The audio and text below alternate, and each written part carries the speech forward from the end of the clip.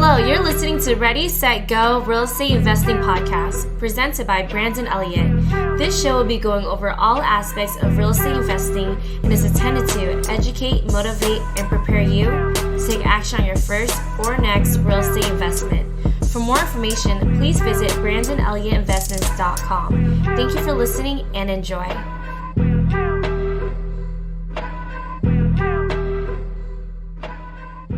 Welcome back, everyone, to Ready, Set, Go Real Estate Investing Podcast. I am your host, Mr. Brandon Elliott. I'm excited today. We have a special guest coming from North Carolina. We got Eric with us today. What's really cool is he's in the lead generation, the underwriting department within his company. These guys have formated together to combine. Once were competitors, but just a year and a half ago, all linked up within their area and made a unique powerhouse team.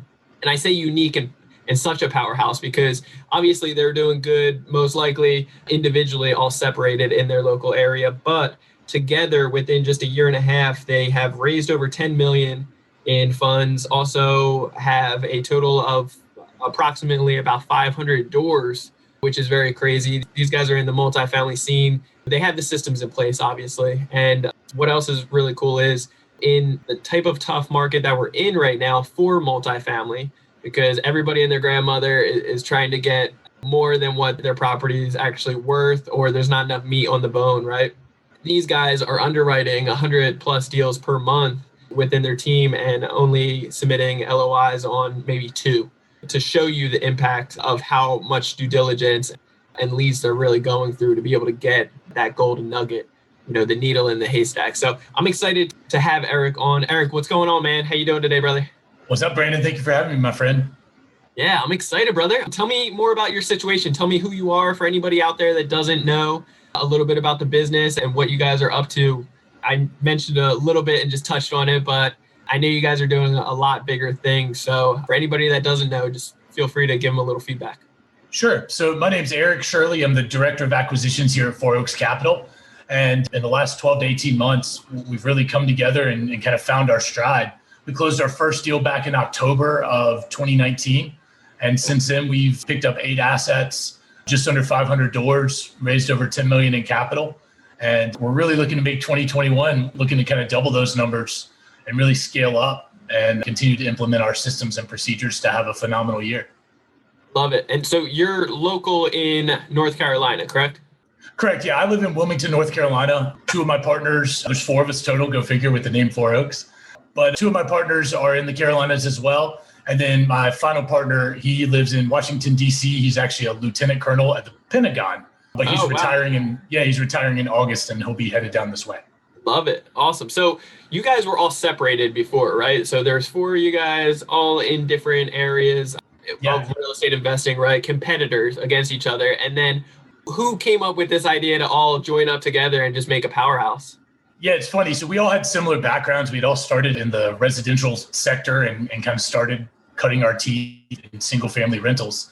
And we all kind of came into multifamily within a few months of each other and really developed the love and passion for it. And we were competing in the same markets and we were sourcing the same deals from the same brokers. And we've run into each other occasionally. And really what it came down to was my partner, Brian Briscoe, who's at the Pentagon.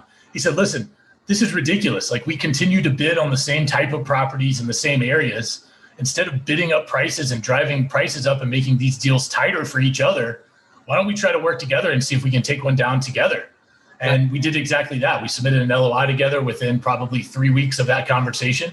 And while we didn't get that deal, we saw the writing on the wall that this had potential. And we really enjoyed working together. We saw the different value that each person brought and the different skill sets, and figured that from a combined standpoint, we could do a lot more together than we would be able to do on our own. Yeah, that's so good. I love it. So shortly after that, you guys just, started uniting a little bit more. What does the team look like? I mean, you guys all had individual teams and now you're all together. So what does that look like? That definitely was probably the hardest part, was really figuring out. It was very humbling, to be quite honest, because we had to take a very kind of introspective dive and figure out what were our true strengths and what were our true weaknesses. And no one loves sitting down and saying, this is what I'm not good at. Through doing that, we were able to really kind of put our team together. I head up our acquisitions team. which continues to grow. And we've started hiring some employees, which has been fantastic on the underwriting side. We have Brian Briscoe. He handles all of our kind of social media presence. We have a podcast as well. And Brian runs the podcast. We launched that about 6 months ago. And in the first 6 months, we crossed the 20,000 download mark. That was something that we were pretty proud of, to be able to scale that up quickly. Todd Butler handles all of our asset management and he kind of takes the lead role on the capital raising front. And then Brian Mallon runs our marketing department. And we call him the director of marketing, but he does so much. He has a great eye for design. So from playground design to signage, he really helps with the amenitization of properties. He helps with the interior designs. And so he does more than just marketing, but that's technically his role. I love it. So underwriting department, that's where you focus. You focus on the leads coming in and making sure that you guys can take this down with good numbers before you pass it off. Yeah, exactly. So I handle everything from deal sourcing, underwriting, due diligence. Obviously, Todd and I on the asset management side, we work closely on that. Yeah. Work with the lending side, the legal side, all the fun stuff that goes into what actually makes the deal work. Yeah, to close on the deal, right? So Tell me about like your day-to-day. What does that look like from beginning to end roughly, when a deal starts coming to fruition? Sure. So we we're underwriting anywhere between 80 and 120 deals a month. So, we have pretty significant deal flow coming in. So we'll say 20 to 25 deals a week. Where are you getting your leads from? Yeah, so primarily from brokers. When we started off, like most folks, when they start off, we were getting the bottom of the barrel opportunities. And so we were sifting through a lot of things that just did not pencil out well. I feel like that's sorry to cut you off, but I feel like it's so important for people that are just getting started to know that as well. Like if you're going to start working with the brokers, they almost always test you, right? They almost always test you and send you the bottom of the barrel to see if they can, squeeze off something and make a ton off you that, it's hard to get off their books. But once you underwrite it properly, send it back to them. And then they're like, hey, this guy knows what they're talking about, Exactly. Then that's what it's all about. You'll start getting those good leads coming in. Yeah, that's exactly the process we went through, reaching out to dozens and dozens and dozens of brokers. But even before we did that, I spent about 6 months dedicating myself to the educational side. I read tons of books, listened to hundreds of hours of podcasts, and I was underwriting every deal I could get my hands on and reaching out to folks that I had started to develop these relationships with off of like LinkedIn and whatnot, and saying, hey, I've underwritten this deal. I'd love for you to take a look at it. Or, hey, can I meet you for lunch? Can I take you out for a beer? Whatever it was, because I knew once I called these brokers, I had one shot to speak the language. And multifamily is a foreign language if it's new to you. Oh, yeah. And so knowing that these brokers get hundreds of calls a month from folks and everyone wants the same thing, B and C class, value add opportunities that are off market, 100 plus units in strong markets. Yeah. Well, there's no incentivization for them to send that to me. They don't know me from a hole in the wall. So certainly educated myself. And then as we started reaching out to these brokers and developing the deal flow and doing exactly what you said, underwriting the deal, and within 24 hours, sending some form of response with a snippet of the underwriting saying, this is why this deal doesn't work for me. Here's where we would be coming in at for it to work. I understand that that's an unrealistic price point, but I just wanted you to see our thought process. Yeah, that's so good. And then once we closed the first deal, closing that first deal, the kind of the law of the first deal that Michael Blanc talks about, it's amazing how quickly the momentum comes. And now it went from me begging for people's time to I probably get hit up 4 to 5 times a week from brokers all over the country that have seen our closing ratio and know that we're closers. And now they're actively calling saying, hey, I have some great off-market stuff I'd love to send your way. Would you be willing to take a look at it? That's so good.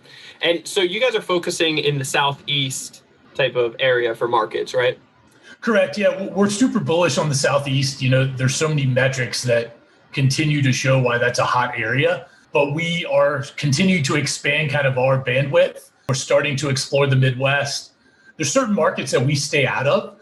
Yeah. Excuse me. We're California, and there's not even not landlord friendly states like your northeastern states and the West Coast states, but even some markets that are just so hot right now that if you don't have an inside presence, like Dallas, or like the Texas markets and some of the Florida markets, for me to come in and try to compete, I'm going to end up overpaying for a product that I don't know the market well. And it's just not the right fit for us at this time. Give me some feedback. Give me some of the metrics of why the areas you are looking in the Southeast. Yeah, so we love the Southeast for many reasons. One of the biggest ones is just the migration of population. There was a study that came out not that long ago. So the IRS actually tracks the migration of money, which I was unaware of at the time. But if you look at the northeastern states and look at your New York, Connecticut, New Jersey, Pennsylvania, kind of that triad area, that triangle, I believe it was $18 billion with a B migrated from those 4 states just to North Carolina in like one calendar year. It was something ridiculous. And so this influx of capital of folks moving down, economic metrics, North and South Carolina still have a very low cost of living relatively to California for sure. Taxation's low. There's a lot of incentivization on the state level with taxes for businesses moving in. So you're getting kind of a ton of manufacturing coming into these states. They're starting to develop what's called inland ports. I don't know if you're familiar with that. So an inland port, if you think about it this way, you have all these goods coming in from China, right? Yep. And these manufacturing facilities need to warehouse these goods and then manufacture them, transform them into whatever they're making.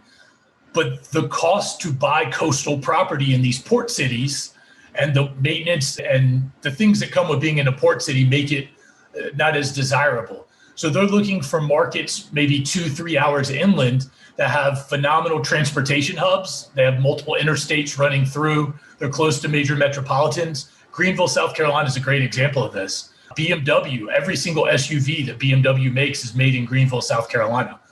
And the reason for that is South Carolina offered tremendous tax incentives to BMW for the land and the facilities. There's a huge labor pool that's willing to work for wages less than those of California or New York.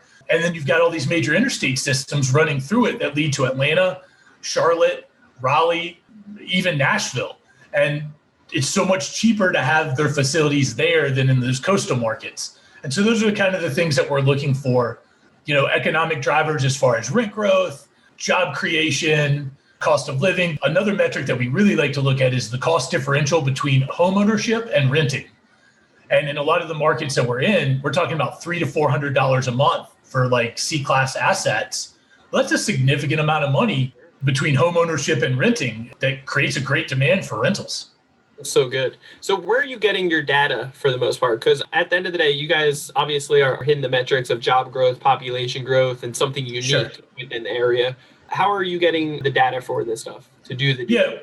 Yeah, no, it's a great question. We get most of it from the Census Bureau websites. And then a lot of towns actually have pretty detailed, if you go to like the city of Greenville's government website, they have some great statistics trying to bring people into that area and say, hey, this is why this is a great area to live. We actually reached out, it's been about maybe a year now, to the local university here in Wilmington, University of North Carolina in Wilmington.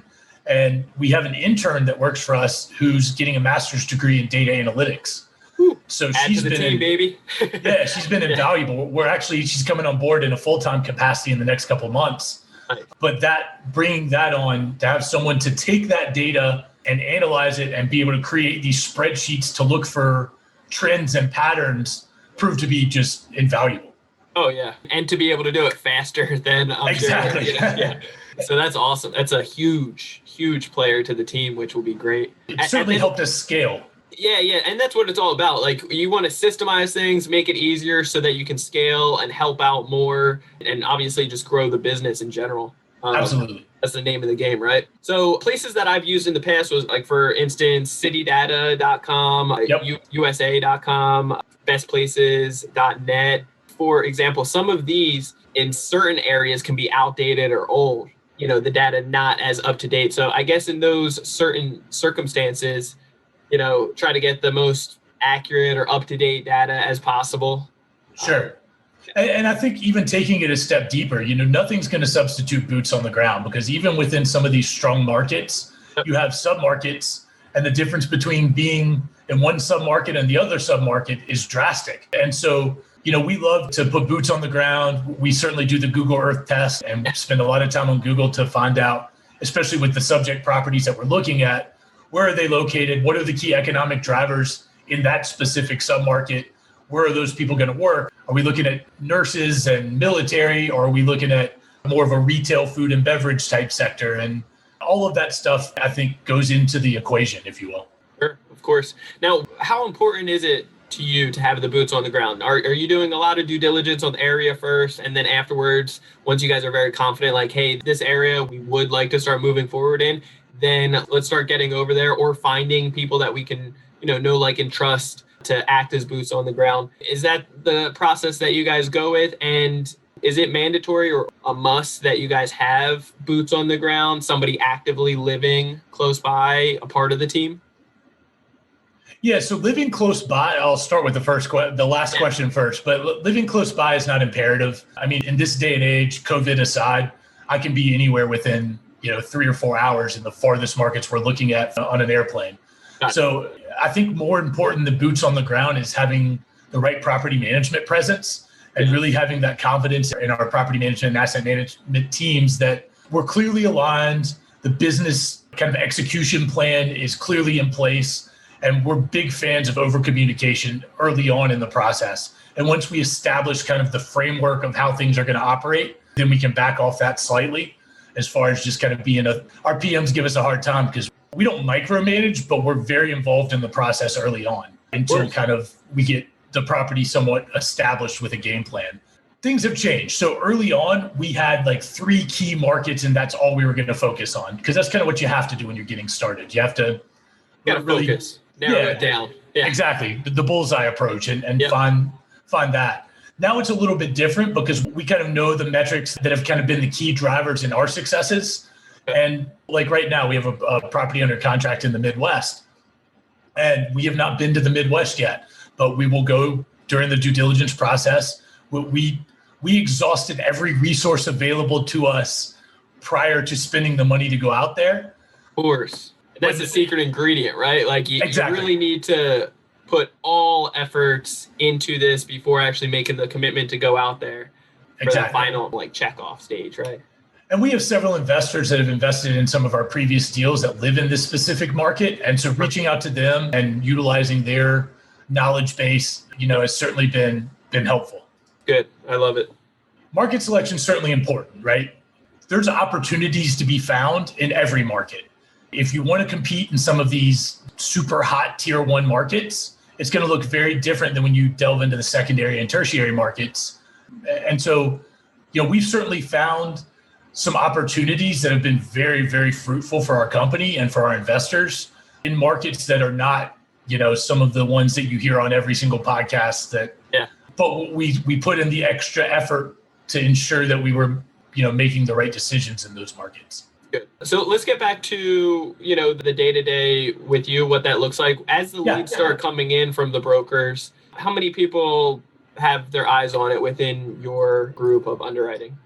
Yeah, we have 3 of us that really put eyes on it. And then before we go to LOI, our core group that's just underwriting the numbers, right? Okay. And then once we find something that pencils out on the first kind of go round, then we start taking our deep dives and we start reaching out to our lending partners and our insurance partners and all of our third parties to kind of confirm our original assumptions and start tweaking from there. And then we just start peeling back the layers of the onion. So by the time it gets to LOI submission, we've probably had 6 individual unique sets of eyes on it. And this is a business. This isn't about friendship. So as much as we all get along and love each other and we've created, we call it our 4 Oaks family, created that great family environment, there's no room for ego here. If someone sees something that raises a red flag or creates some trepidation, it's something that we need to discuss and potentially take a deeper dive on that specific number. A great example is insurance right now. Insurance costs continue to go up, and it's very easy to use numbers that we were using 6 months ago, and those are just not accurate anymore. And so we need to make sure that we're adapting to the marketplace as it continues to change. Yeah. Yeah, I mean, all friendship aside and everything in a happy family and in the workspace is awesome. But it is, everybody's job to be able to challenge each other and say, why is this a good deal? And then look for those reasons of why it's not, and really, search around as hard as you can to find all the negative red flags. And if you can't come up with any, then maybe it's a good deal at the end of the day. So let's submit something. I think just to piggyback on that real fast, one of the biggest areas that we have the most conversation around is CapEx budgets and looking at what our capital spend is going to be. And part of that is every market is a little bit different as far as your labor costs and things of that nature. But, it's so important to dial in your CapEx number because the kiss of death in this business is being undercapitalized. 100%. But at the same time, if you overinflate your CapEx budget to be safe, you could potentially miss out on a deal because it's going to deflate your investor returns. Yeah.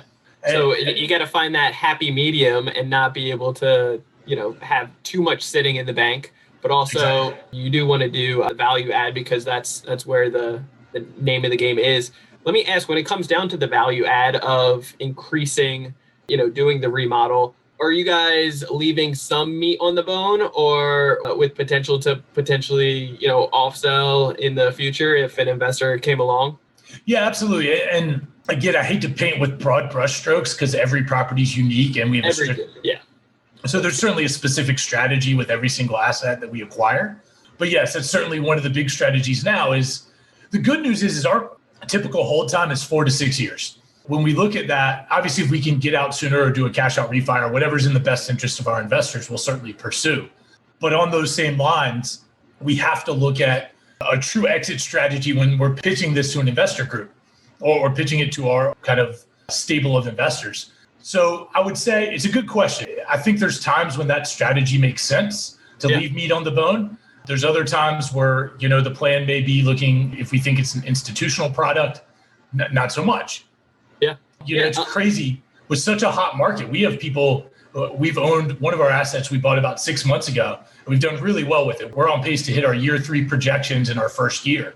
Love it. And we already have people actively coming in, making unsolicited offers. Yeah. And so that's been exciting. But at the same time, everyone's trying to find the needle in the haystack, as you alluded to earlier.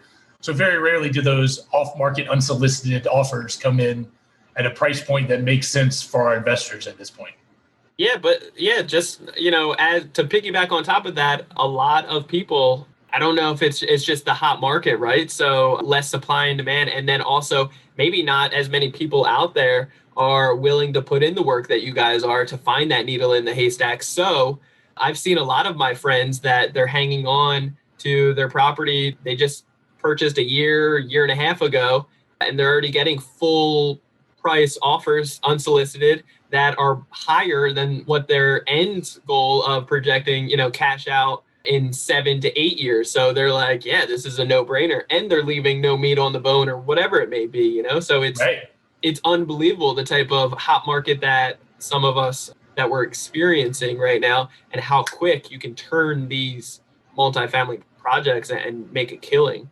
It is. And with how well multifamily as a whole weathered this pandemic and continues to weather it much better than I think a lot of folks anticipated, it's just creating further cap rate compression. And there's been such especially in the Southeast markets that we deal in, I can only speak to those that I know really, really well. There's been such an influx of international money and the prices, the cap rate compression and the prices folks are willing to pay to put their money into this market because of how well it's handled these situations has been incredible. I couldn't agree more. Yeah, this is good, man. I'm excited. You guys are rocking and rolling it, and that's awesome. I appreciate it. What does tomorrow look like for you guys? Like, what are some goals that you're trying to hit this year and accomplish? Yeah, so we did, like I said, just under 500 doors in 2020. We're trying to double that in 2021. But, I always feel hesitant to put a number goal on anything because it's not about the amount of units you buy. It's about the quality of the product. And so at the end of the day, that's certainly a lofty goal for us. We're starting to explore anything that we can pay out, meaning anything like construction or property management, anything where we're bringing someone else in. We're starting to take a deep dive on, is this something we could bring in-house for our own benefit, but also be able to make it a profitable endeavor and in turn, manage it on a more Four Oaks level, if you will, and make it our own. And not necessarily do it better, but do it our way, which we think is better probably. But and it can be in many ways. It can be. Yeah. And we've already done that. We rolled out a new program called Cash Flow Concierge about 3 months ago. It's basically, we have some high net worth individuals in your neck of the woods on the West Coast that are involved in the tech sector. that want to get involved, and they like syndications, but they also want to own some things individually, and they have the capital to do that. So it's almost like a full service multifamily consulting firm where we source the deal, underwrite it. We do everything that it takes to get the deal. And we're penciling so many deals out each month. The vast majority don't work. We submit 2 offers on 100 deals, but there might be 3 or 4 of those that are smaller or don't fit our criteria, that when we change the structure from an 80-20 split to 100% ownership, they cash flow really, really nicely. We just closed one of these for one of our investors a month ago. It has 12% cash on cash projected return. And he's elated. It's a 40 unit. It didn't make much sense for us from a scalability standpoint, but we were able to figure out a way to make a little money of that for our company while simultaneously placing a really strong product with someone that it's a good fit for. Set them up with almost a turnkey here with multifamily. That's exactly what it is. Silver spread. That's what we call it, the cash flow concierge. We do all the work and he collects the passive income, and he's ecstatic. Now, when it comes down to those small amount of doors, how can, every market, every dollar amount's different, right? Every project is unique. Sure. For that particular example, what is his plans for management? Because usually when you're dealing with those lower door counts, it's hard to be able to truly be able to afford outsourcing good management. You really need to get anywhere from 80 to 100 plus doors to make something work, right? Absolutely. And that's been the challenge in all markets when you have these smaller properties, is finding that company. You see more and more residential management companies coming into this space to try to get a piece of that pie because it's so hot. Yeah, of course. What we're doing with this cash flow concierge product that's a little unique is we're sourcing deals in markets that we already have assets. Yeah. So in this case, the product he purchased, the asset that he acquired, is 1.3 miles from a larger asset that we have that has on-site management and on-site maintenance. So he's able to leverage our operational efficiencies. So he's using our office space, he's using our maintenance team, and it does 2 things. It keeps his costs low. He's using a vetted management company that we've done the homework on, and they're doing a great job for us. And it helps pay our payroll expenses. Yeah. So it's a win-win-win. Yeah, I love it. It's been great. Yeah, man, that is powerful. That's an extra creative just way to be able to save costs on your guys' end, making a win-win situation, that's what it's all about. And if you're already going to spend the time to, due diligence of the leads coming in, might as well make it a win-win and help partner it up with some of the other investors that are trying to branch off and get something of their own kind of separately turnkey status. I love that. Exactly. It's been a cool journey.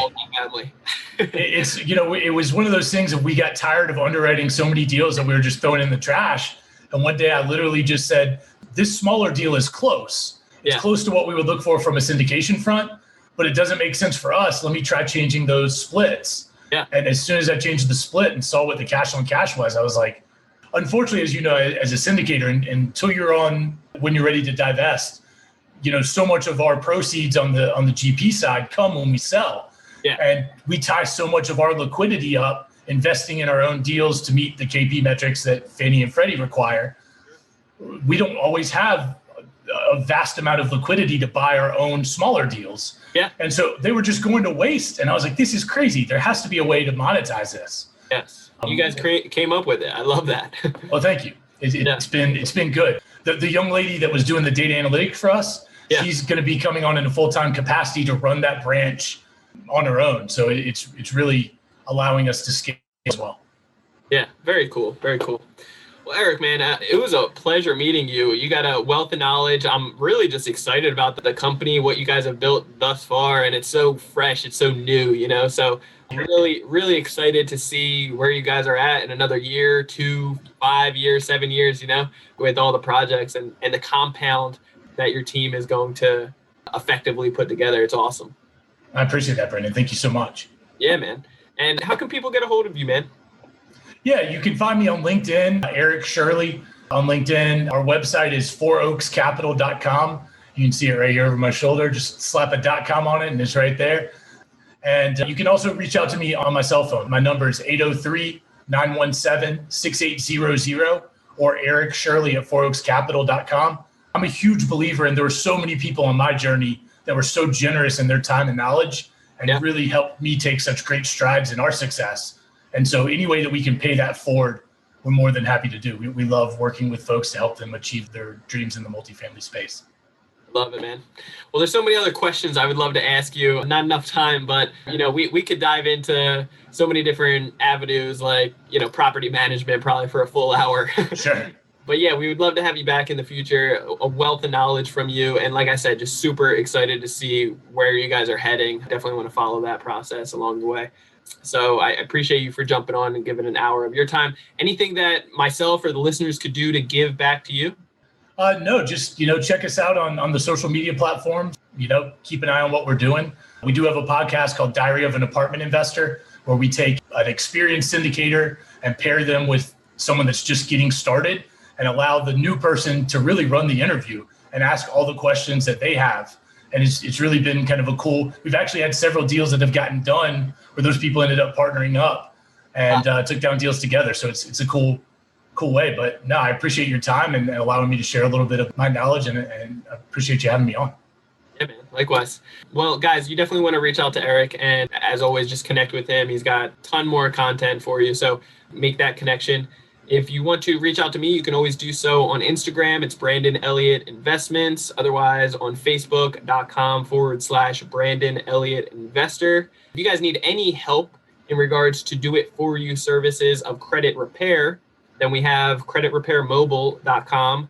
And then also for, in general, credit education, if you're looking to get big funding for your credit, fix your credit, get big funding for it, personal or business, and be able to put it to work into things like purchasing real estate with credit, or completing all your remodels, or doing hard money lending like we have with credit, then you want to check out creditcounselelite.com. As always, make sure you hit that subscribe button so you get the newest notification for the new podcast next Monday. We will see you then. And after listening to a few episodes, leave a review. Let us know what you guys think about it. Would love your feedback tremendously. It means a lot. Share this out and check us out on YouTube as well, Brandon Elliott Investments. We will see you on the next episode. Till then, God bless. Thanks, Eric. Appreciate you, brother. Thanks, Brandon.